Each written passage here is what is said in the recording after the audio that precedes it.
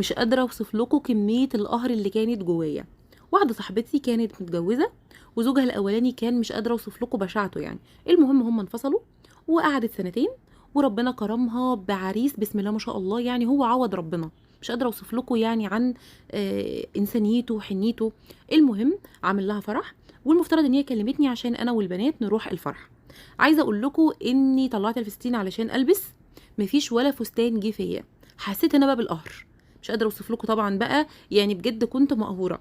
بكلم صاحبتي بقول لها انا مقهوره يا ملك، مش عارفه اعمل ايه. قالت لي في إيه يا ساره؟ قلت لها مفيش فستان داخل فيا يا ملك. طب اهدي يا ساره، قلت لها اعمل ايه وانا بالوزن ده؟ ما عنديش اي استعداد ان انا اروح اشتري فستان.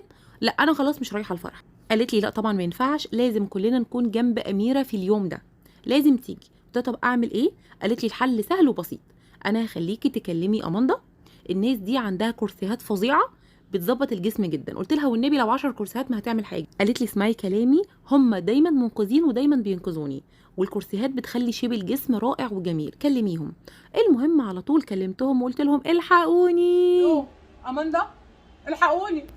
بالفعل بعتولي الكرسي، وعايزه اقول لكم ان انا لبسته وظبط جسمي جدا ورحت الفرح. سيبوكوا بقى من الكرسي وان هو بيظبط شيب الجسم جدا، اسمعوا بقى المفيد. وانا في الفرح قدموا باتيهات انا بموت فيها، وساليزو بموت فيه، وجاتو. انا كساره ما قدرتش اكل حاجه وانا اصلا نازله من غير اكل. مش قادره اوصف لكم، ومش عارفه يعني مش عارفه ده حصل ازاي.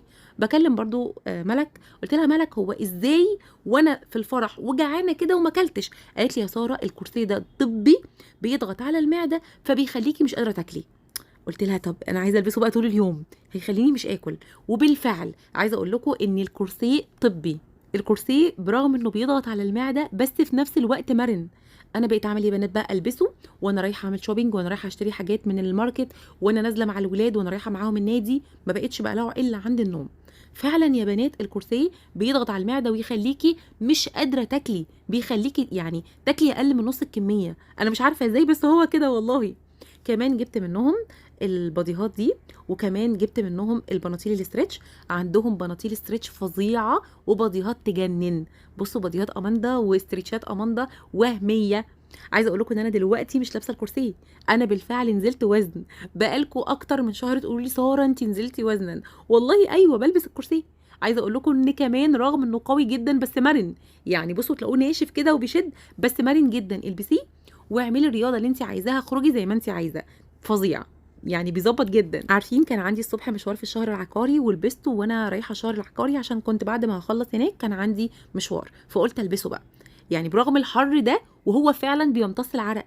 الكرسي الجبار ده بجد انا بنصحكم بيه جدا، يعني انا عايزاكي تجيبيه لو انت عندك مناسبه تلبسيه، مش كده وبس، انا عايزاكي تلبسيه وانت بتعملي اي حاجه، بتلعبي رياضه، فظيع. انا كلمتهم بصوا شكرتهم جدا وقلت لهم انا شيف ساره سمير وان انا هعمل لكم فيديو. قالوا لي خلاص يا شيف ساره ما دام حضرتك هتعملي فيديو قولي لكل متابعينك اللي هيطلب الكرسي عن طريقك ليه هديه كبيره، ما تنسوش تسالوا عن الهديه.